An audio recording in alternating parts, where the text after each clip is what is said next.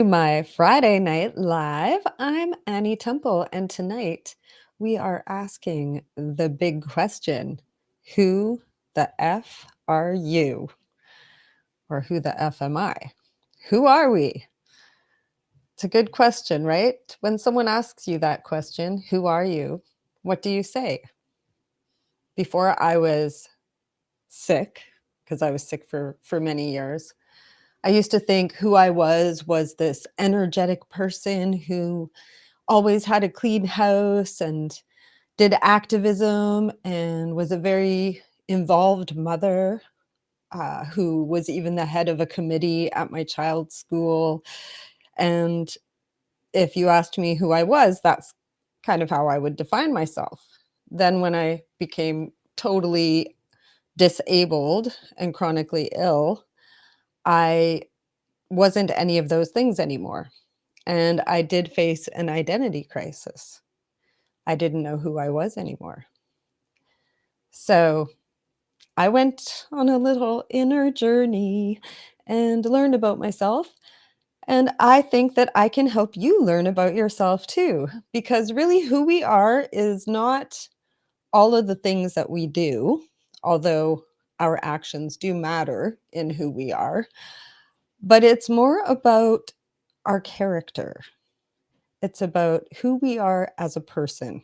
It's who we are when we take away everything else. Everything that if we lost everything, who would we be? That's who we really are at our core. So I'm just going to go over some things that I went through that helped me discover who I am on a few different levels. And maybe that will help you. And we're going to get through this. I don't know if it's going to be less than a half an hour or more than a half an hour. I hope that you stay with me for the ride. So to begin, according to Tantra, and I have some notes here because I have some really cool stuff I want to share with you and I don't want to miss anything. So according to Tantra, each of us is a powerful manifestation of the divine energy that we call by different names: the universe, higher power, God, goddess, Shiva, Shakti, creator, whatever you call it, that higher power. And each of us is a manifestation of that power, according to Tantra. And basically what non-dual Shiva Tantra is suggesting is that we are all God experiencing herself through each of us. And in order for God to experience herself through each of us, she or he or it, God, has to temporarily forget that we're connected and that we are God, because you can't experience separateness or, different experiences from the viewpoint of different perspectives if you're coming all from the same perspective. So God has to temporarily forget that we are God when we're in our manifested form. This is according to the Tantra belief system. So basically what we're saying, honestly, is that we are made up of God energy. But how does that relate then to the life that we're living, the experiences that we're having inside our bodies? Well, this can be explained very interesting way by looking at ourselves as being two levels of one being or one expression of God, but two levels. And that can be explained by thinking about how each of us is both the perceiver and the perceived. And the perceiver is the part of us that is kind of witnessing everything going on in our life. So have you ever been in the middle of doing something, maybe getting mad at someone, yelling at them, or maybe like having a temper tantrum or getting upset about something, and in the middle of all of it, there's a part of you that kind of like has this voice or this thought, and it says, wow, I'm really losing it, or wow, you're really losing it right now, like you're talking to yourself. And that aspect of ourselves that's actually watching us behave however we're behaving, that would be the perceiver. That would be the essence of God part of ourself. That's actually just awareness, pure awareness. And we're witnessing and we're being aware of our manifested self behaving in whatever way that we are behaving as a part of being separate from our source. And so this is Tantra belief, okay? You don't have to believe it, but it helps to kind of get an idea about who the F you are. So if you can think of yourself as being both the perceiver and the perceived. So the perceived is the person that's inside the body. You could think of it like this. If the perceived is the person that says, I am cold, I am friendly, it is who you think of as yourself, your body and your mind. The perceiver is like if you were talking about yourself in the third person. Like Annie is doing a live stream right now. Annie is looking across the room and noticing her cat on the bed. That's the perceiver, the witness of me and my life. But I am all of that. I am all of that. So I'm the perceiver and I am the perceived. And that's how I can kind of relate you to help you understand the spiritual belief system of the whole Tantra philosophy, because we're going to get into a little more Tantra. Next, I just wanted to talk about being equal, because this was a huge, profound paradigm shift for me, was when I started to realize that we're all divine beings. Then I realized none of us is actually superior to any other, and none of us is actually inferior to any other. And so when we're asking, who am I? We shouldn't place ourselves into a hierarchy. We're not, I am the best or I am the worst. Who am I? Who am I is I'm equal to every single other person. And so it's not only bad to put myself above others, but it's also kind of bad very bad for ourselves to put ourselves below others.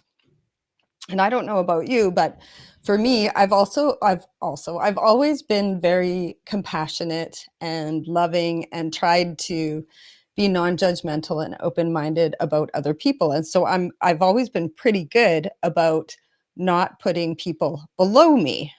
But I have struggled with putting people above me and feeling inferior to other people. So this is a concept that if you can embrace it in every situation where you feel like you're putting yourself above someone or below someone and putting yourself into a hierarchy, that you remind yourself that you are actually equal. You're completely equal. And that can give you some courage instead of feeling inferior. And it can also give you some, can humble you if you're feeling superior. So this is good for building your character and for figuring out who you are.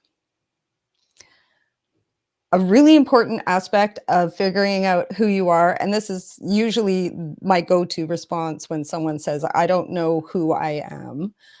Well, who you are is really a collection of your values. And it's not just the values that you think that you want to have, it's actually how you live, because we each live our true values. And something that I think is really sad is that we don't get taught when we're growing up to determine what our values are and then how to make sure that we're living by those values. And it's so simple. It's so simple. It's really just a matter of writing a personal constitution, which I've talked about before, and reading it regularly, like every day at first until you have it memorized. But knowing what your values are, the kind of person that you really want to be, and then writing it down and then making an effort to become that person is a way to get to know who you are, because you start to see yourself and see how you're behaving, and you start to recognize whether you are in alignment with your values or not. And if not, then you know that you need to make some changes and start to shift and start to behave in ways that are in alignment with your values. So that can help you know who you are, because you can say exactly what your character is. If someone asks you, "Who are you?" you can say, "Well, I'm a compassionate person who puts my family first, and I try to bring peace into every situation that I'm in." That's a for instance, because those are things that are in my my personal constitution.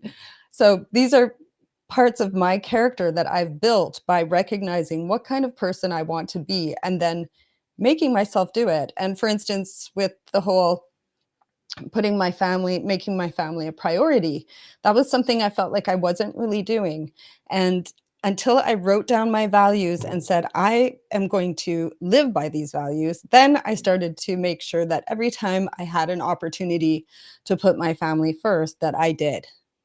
And I started to be able to say, I put my family first, instead of feeling guilty for not being the person that I really wanted to be. So that's just an example. Now, where are we? 7-Eleven.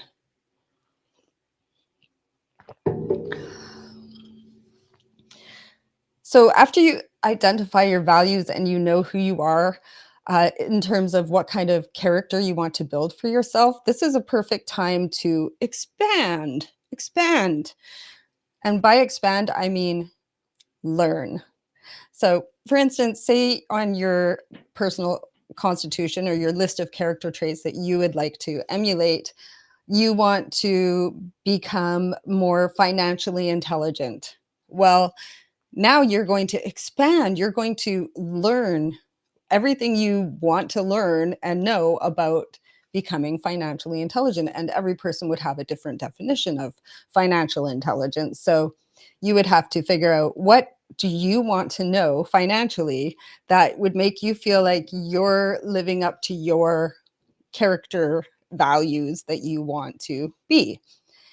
And anything else. Like, I never knew when I was growing up that I'm actually a total science nerd, which I should have known because I always got like really high grades in science, but I found it boring. And it came naturally, but I just wasn't really interested, and my teachers didn't teach things that felt relevant to me at the time. Now I'm an adult, obviously. I'm turning 51 in less than a week, and I have discovered that I am a science nerd. I actually will go into studies. Like, I like to learn things, and then, because I'm very skeptical and I don't believe everything that I'm told, I like to go into the source material and read it and see, is this real science or is this junk science? Is this true? Is this something I want to believe? And I found out that I'm a science nerd. So I can say, when I say, who am I can say I'm a person who is fascinated by science. But I wouldn't have known that if I didn't want to learn and want to expand and to start learning and reading studies. A lot of people are intimidated to read a study. They think, oh, only scientists can understand studies. But that's not true.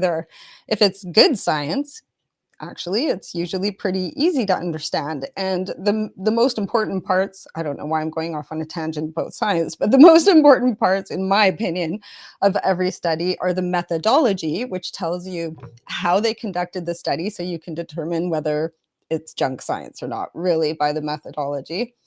And then the results, which tell you what happened with the study. And then when you read those, then it's easier to understand everything that's in between. So I don't know what that has to do with this, but I love science, and I think everyone should try to read studies. Moving on. Oh, know who you aren't. I think this is important too, because uh, the process of removing the things that you don't want to be, or that the person that you aren't. And by that, I mean not just removing the behaviors from your life that you don't want to exhibit. So for instance, say that one of your values is that you're calm in a crisis. But in real life, you're not calm in a crisis, okay? So this is something that you don't want to be anymore. You don't want to be someone who loses their shit in a crisis. So this is a trait that you want to get rid of. You want to know that this is not who you are. I'm not a person who loses their shit in a crisis. So one of the ways that can help you actually to become more calm in a crisis or more who you are is simply just to remove the really toxic people from your life, because often well, not often, they say the 5 people that you hang around with most are who you are. They determine who you are as a person. So if you're hanging around with people who lose their shit really easy over stupid things, or have a lot of drama or anxiety types of behaviors, um, I'm not trying to diss on people with mental health, but I'm personally, for my own mental health, as myself as an example, I have to reduce those kinds of experiences of that energy that drags me down. And it diminishes who I am as a person when I spend time with people that I feel drained from being around. That doesn't mean that I avoid high energy or people who are suffering or struggling. It just means that I recognize when I need a break, and I also make sure that they're not one of my most 5 people that I spend the majority of my time with. Uh, Obviously, there are exceptions, like if you have someone that you care about who's going through a really hard time and you wanna be there for them, you're not going to stop doing that just because you're trying to keep your 5 people in the best zone. But I think you understand what I'm suggesting here. Um, Check your power, and I love this saying right here. Strength comes from adversity and resilience. So the shitty things that happen in our life make us strong, but they don't make us powerful. Powerful, or power, I mean, comes from intention and achievement. So we can feel super strong, but not feel powerful. If you want to feel powerful, the path to that is to have intention and create achievements. So, in other words, really, you need to like set goals and achieve them and fail at them and everything else. Simply having the intention, even if you fail at stuff, is a huge power move. And the more you fail, the more you also succeed. So once you start succeeding and having those achievements, that also makes you feel powerful. So definitely check your power and make sure that you set goals. Goals are really important. How I would suggest that you set goals is to set like 1 year goals, goals that you think that you could achieve in 1 year. And then you figure out all the mini goals that you need to do to achieve that large goal. And then working backwards from a year from now, you book in the deadlines for all those little mini goals.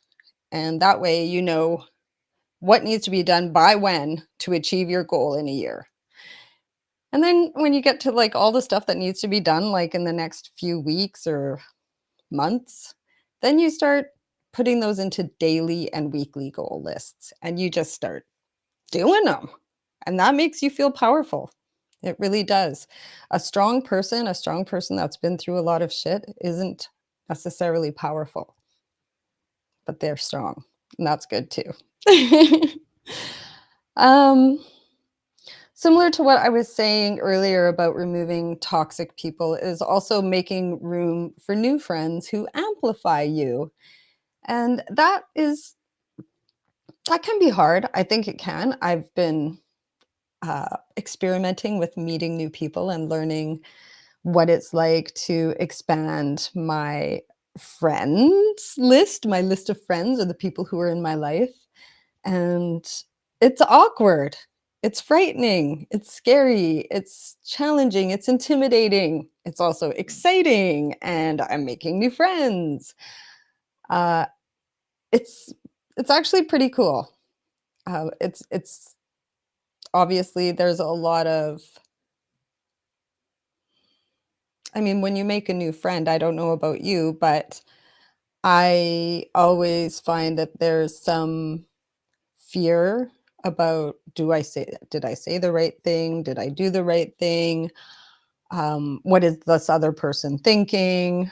And so you have to really face all of that if you want to make room for new people in your life, and you have to just be bold and allow yourself to experience those uncomfortable moments of making a new friend. And like I always try Hi, l'amour, amour. I always try to let my new friends know exactly where I'm at if I get the sense that they're not sure, so that uh, there's less awkwardness and weirdness. And so, oh, it's 7:21, and I think we might actually finish by 7:30 or shortly after, because now we're getting into the visualizations. And if you noticed, I was promoting it earlier, and it's in the description of this live stream, that I promised at the end I would do a erotic self-love visualization. But before that, I want to do a just a pure love visualization. And I'm going to read it. So make sure you're comfortable. And maybe if you want, you can close your eyes and relax and listen. Um, it would be cool to actually do like a full half-hour visualization, maybe sometimes. These are going to be pretty short, but you'll start to get the idea, and you can do it on your own. So we're going to visualize pure love. Imagine that you can see a light inside of every single person that exists. It's just that's the first thing you see when you look at them. And so you're probably not out and about while you're watching this right now, but imagine that you're out driving your car or going for a walk or sitting on the bus, and every single person that you look at or that drives by in another car or who is walking down the street or sitting at the bus stop, they've got this bright light just shining out of them, and they're just a glowing ball of light. And then there's a body, but you don't really notice that because you mostly just notice the light. It's so bright. And it's so bright that it actually connects with the shine from other people's lights, and there's these strands of connection between every single person. And so you can see them all like being kind of like connected, almost like Christmas tree lights or some kind of grid of lights all over the world, all connected and just shining bright, bright, bright lights. And you're a bright light. And so you have strands of your bright light that's reaching out and connecting with all the other bright lights. And you're pure love and they're pure love, and this bright light is just shining pure love. And by love, I mean acceptance. You just feel complete acceptance in the glow of this light. This light is touching you, and you're glowing with acceptance, and everyone else is glowing with acceptance. And everything in their minds and everything in your mind and all of that chatter and all of that stuff isn't there, because you're only connecting through your bright lights. So sense the love energy that is fueling each of those lights and the threads of glowing connection between all of us. And now feel the shine of your own light growing bigger. The force of your love energy is becoming stronger and stronger. You can feel love energy and acceptance for everyone just pulsating through your entire body. Okay, don't be surprised if you feel a little bit aroused. This is normal. It's actually weirdly normal during meditation.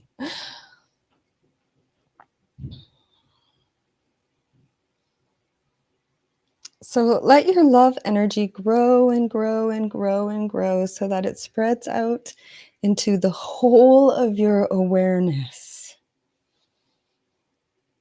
And sit in the glow of our collective love energy as it lights up the entire universe.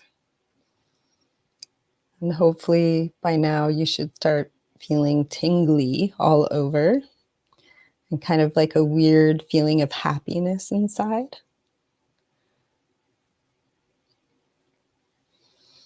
Like, try to hold on to this feeling and remember what it feels like so that tomorrow,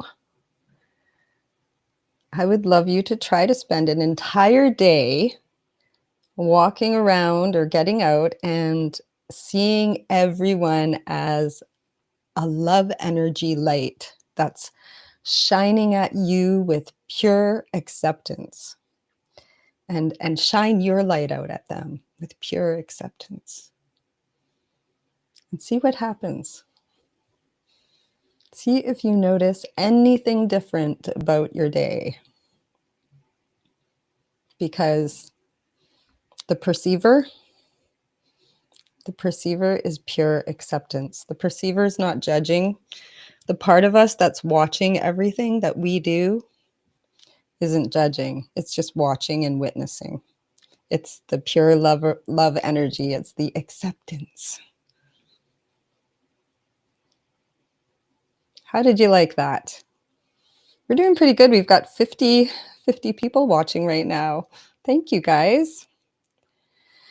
And now we come to the erotic self-love with or without climax. So that's up to you. Just fortunately, your cameras aren't on.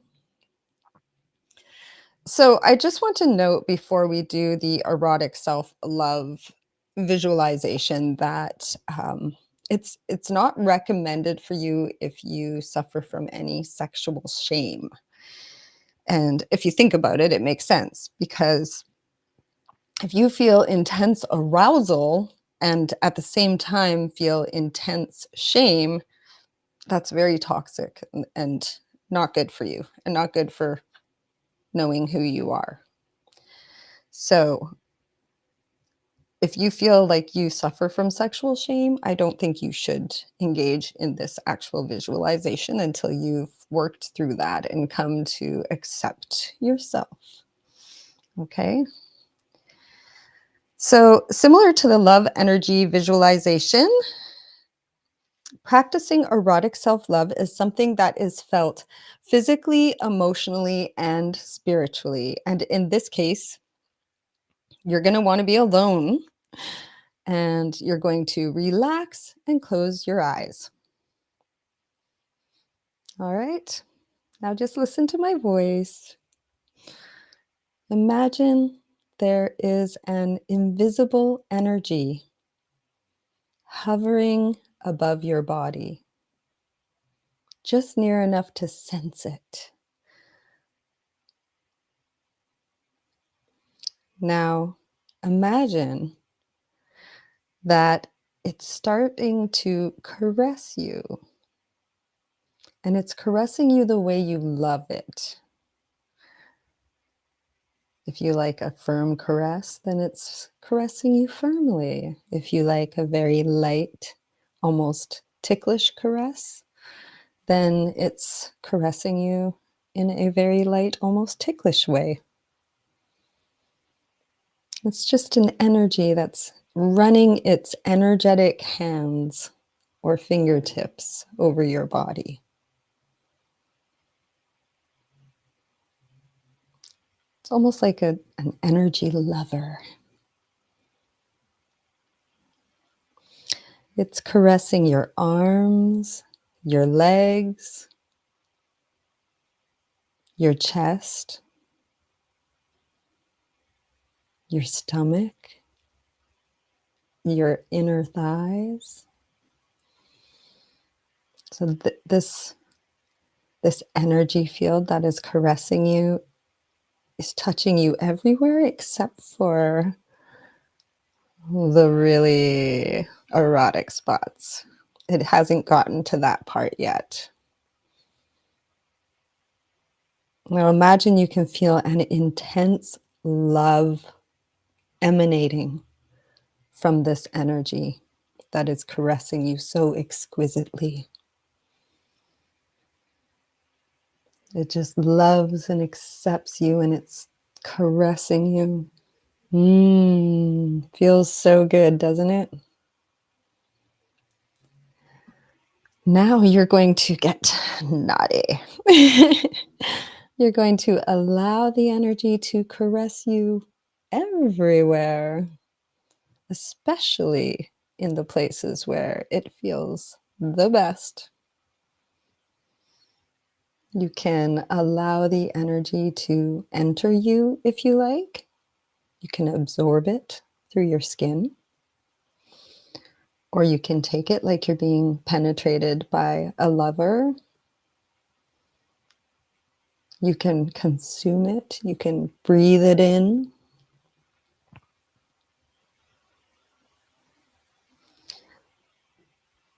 Don't judge the sensations or visions that come to your mind. Just let them pass. With each new sensation and each new thought, just let them pass.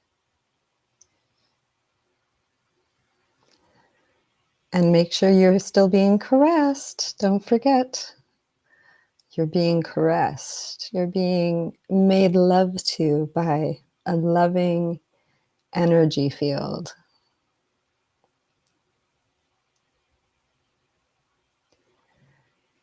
What does your mind make of these sensations? Right? Our minds like to figure everything out. Is it an orgy of love energy? Is every part of your body experiencing sensation and arousal? If you do feel compelled to touch yourself, hold out as long as possible. Allow the energy to caress you for as long as possible. This is actually a meditation. You are present, so you're mindful at this moment, and you're allowing yourself to float in a meditative state if you're doing it right. So this is actually a very healthy exercise, even though it's erotic.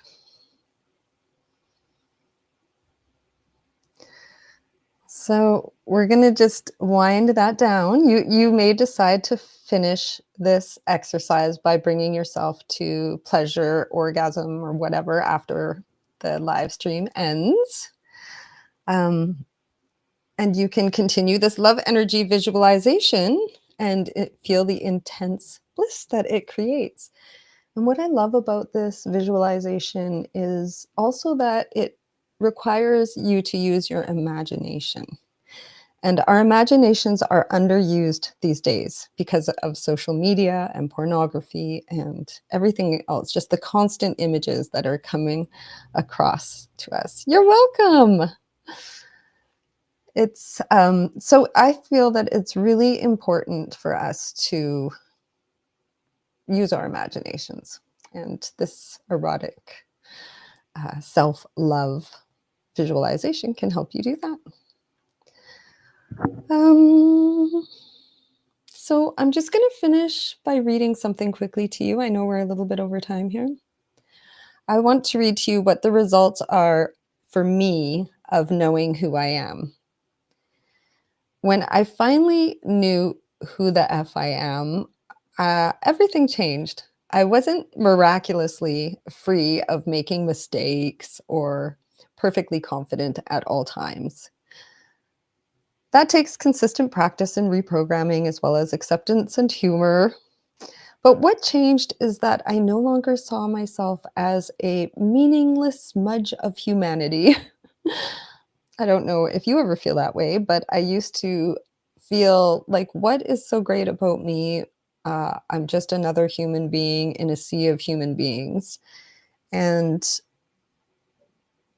figuring out who I was spiritually, as well as who I am as a person, what my character traits are, really helped me to feel like there's a reason for me to be here. There's stuff that I can do and that I can make a difference. And it inspired me to have goals and go after them. I also stopped feeling the need to be a people pleaser. Um, and I made mistakes excitedly because I knew I would learn from them. These are all, I mean, I'm kind of jumping through here, but there's a quote that you've probably heard before, and maybe even some of you feel like it has been overplayed, but I want to finish with it just because I think it's so real. And it's by Marianne Williamson, and I'm sure that you've most likely heard it before. Our deepest fear is not that we are inadequate. Our deepest fear is that we are powerful beyond measure. It is our light, not our darkness, that most frightens us. We ask ourselves, who am I to be brilliant, gorgeous, talented, fabulous? Actually, who are you not to be? You are a child of God. Your playing small doesn't serve the world. There's nothing enlightened about shrinking so that other people won't feel insecure around you. We are all meant to shine as children do. So I just love that quote. I do feel like we often have, what is that people call it? Imposter syndrome, where we think, who am I to write a book about running a business as an erotic entrepreneur? Who am I? Who's going to want to read my memoir? Who's going to want to listen to my live stream? You know, we all have that thought of what makes me so special. But actually, who are you not to be so special? And that's what the quote is saying, because you are equal to everyone else, a divine manifestation of God experiencing herself. If you believe Tantra, then you should know that we are all connected and we are all beautiful and amazing and incredible and wonderful just the way we are. Exactly the way we are. We can become better manifestations by building our own characters, but at our core, we are perfect. And I hope that made your day and helped you out with your New Year's resolutions. And thank you for joining me. We have 67 people watching. Yay! Thank you so much. Love you. Also, my birthday next week. I'm going to have a birthday live stream on my birthday, Wednesday, January 8th at 9:30 in the morning. It's going to be a party. So if you're awake and you're not working and you want to join me, I'll be here. Otherwise, I hope to see you next Friday. Have a good night. Thank you.